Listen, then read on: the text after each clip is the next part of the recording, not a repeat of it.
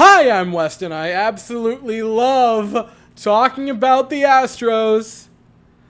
And I'm here to talk about Game 4 of the American League Championship Series, where the Astros win 6-5 over the New York Yankees, completing the 4-game sweep of the Yankees, completing the 7-game sweep of the American League, as the Astros, your Astros, trot undefeated to the World Series. Oh, and we were treated to a game this evening between the Astros and Yankees. This is what the whole series was supposed to be.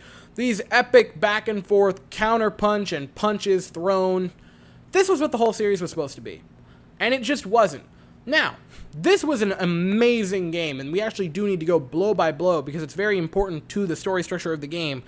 And for starters, Lance McCullers on the mound. Oh boy. First inning, traffic early. Giancarlo Stanton, RBI single. It's 1-0 Yankees, and Gleyber Torres with an RBI single. It is 2-0 Yankees. In the second inning, Anthony Rizzo with an RBI double just past Alex Bregman diving for it to keep it on the infield. And it's 3-0 Yankees. And a lot of Astros fans lost their minds when that happened, as if that was the end of the game or the end of the series, even though we were up 3-0 in the series. And it was only the second inning. A lot of Astros fans completely jumped ship after that, which was foolish because then the third inning would happen. Martín Maldonado draws a walk. Jose Altuve draws a walk. And you got 2 men on for Jeremy Pena, who's been having a great series. And Jeremy Pena, ice in his veins! 3-run blast, and the Astros tie the game. Now, unfortunately, Nestor Cortes would then leave the game injured. He had a hamstring injury. You could tell that entire inning that something was up. Wandy Peralta would replace him. Yordan Alvarez would have a no-out double. Alex Bregman with a sac fly. And then Kyle Tucker with a single. You got runners at the corners. And Yuli Gurriel, an RBI single to put the Astros up 4-3. Yuli, in a season where during the regular season bordered on unusable, has been absolutely amazing so far in the postseason. Second in the team, if I'm not mistaken, in OPS. He has been... I have no words for how good Yuli Gurriel's been. So then you get to the 4th inning, and there's a pass ball behind Yuli that was just an awful play where Yuli allows it to get past him and then just doesn't have any hustle to get to it, and that would come back to haunt us because Anthony Rizzo with an RBI single to tie the game back up at 4. Throw the numbers up for Lance McCullers Jr. He was not good. And I'm not going to say he had a great game or anything, because you can look at the numbers. He gave up, I want to say, 7 hard hit balls, 5 innings, 8 hits, 4 runs, 3 of them were earned. Now, to play devil's advocate, because I have to play devil's advocate with Lance McCullers constantly, he had 6 strikeouts to 1 walk, and he had 11 swings and misses.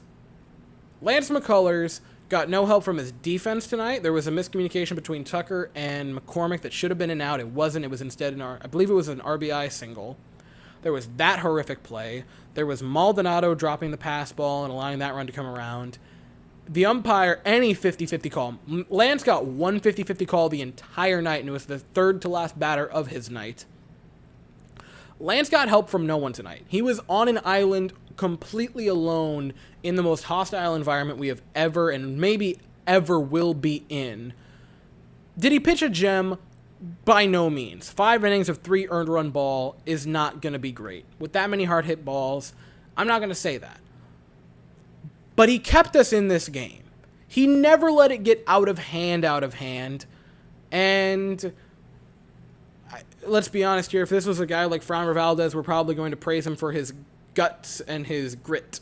I'm not going to say Lance McCullers had a bad night tonight.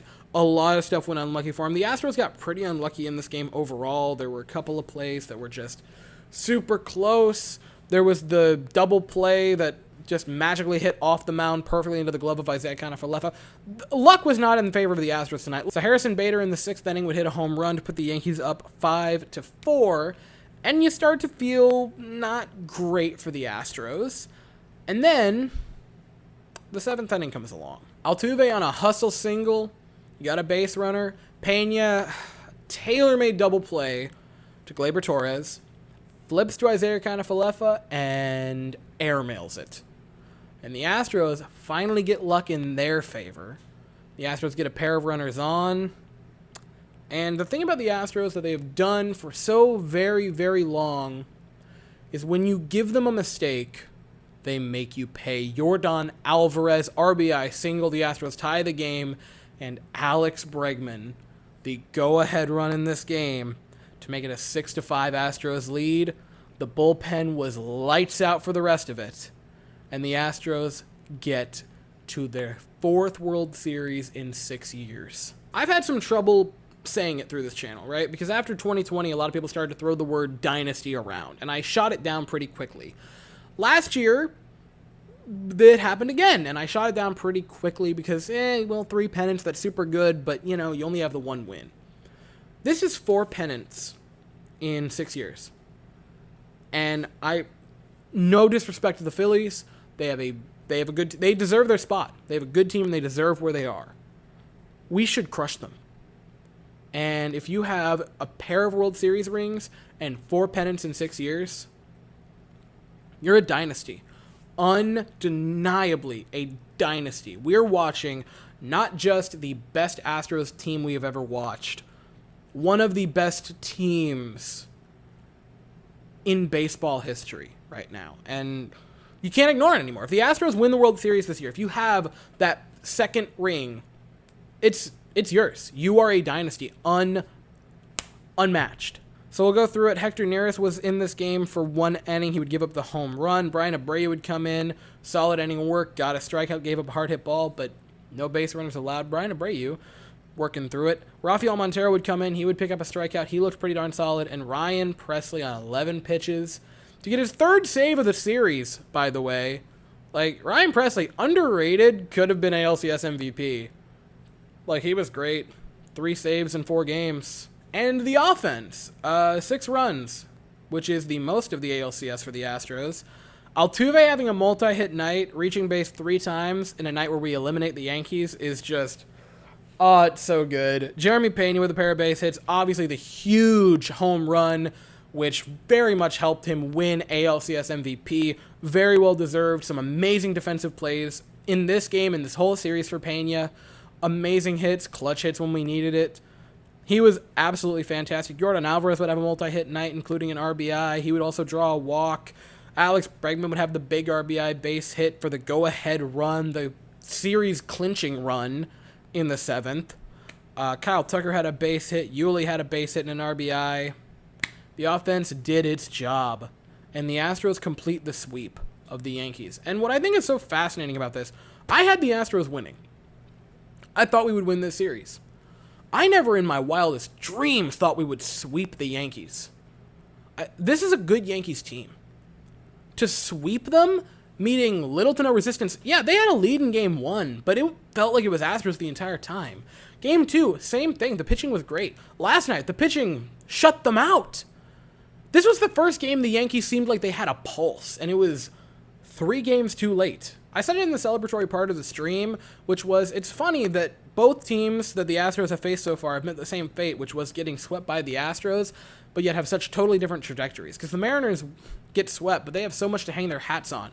I stand by everything I said for the Mariners. They have so much going for them in the future. And yet the Yankees, on the total flip side, it's time for a rebuild if you're the Yankees. This is your sign to tear it to the ground, burn it to ash.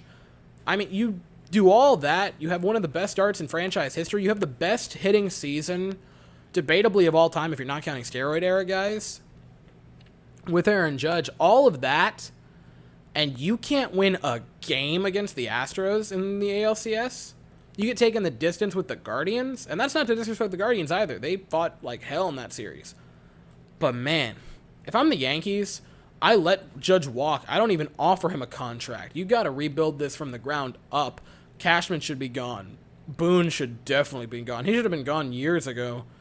You tear the team to the ground if you're the Yankees. And I feel like Yankees fans are going to have two very different reactions to me saying that. One of just yelling and screaming, and the other one of yeah, you're kind of right. Which, Yankees fans, if you can get a solace out of this, I really, really hope that you guys clean house, because you need to do that.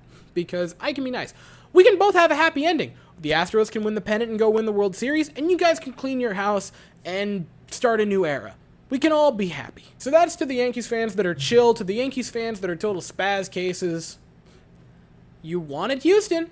You begged for him. You chanted it. You wanted us. You got us. And you couldn't get a single game against us. The Astros, it didn't look like it through the first 5, but the last 2, the Astros look like a wagon. They look like an absolute wagon. And I can't emphasize it enough. You have every opportunity right now, if you're the Astros, to slay every demon of your past. Go win a World Series, be done with the jokes, be done with the talk, move past it. And to have the opportunity to face an NL East opponent with under 90 wins, who is running on the power of friendship and luck, you have a chance to make penance with your past demons if you're the Astros. You can just, if the Astros win the World Series, they can write so many conclusive ends. The end to Dusty Baker's career, giving him a World Series ring, which would be beautiful. Maybe the end to Yuli's career, giving him a second ring in his short little stint in Major League Baseball, but a very effective one. You can finally be done with the 2017 stuff. You can put that to bed forever. And you can put to bed the 2019 and 2021 nightmares that still haunt us. So Friday night, time to be decided, pitchers to be decided. The Astros are back in the World Series. I'll be here afterwards to talk about it. I'll be here before and during to stream it. And I'll be here probably another couple times throughout the week for Rangers videos. But as for tonight, that's what I've got. So if you liked the video, please consider liking and subscribing. Thank you all so very much for watching. I hope you all have an absolutely fantastic day. And as always, go Stros!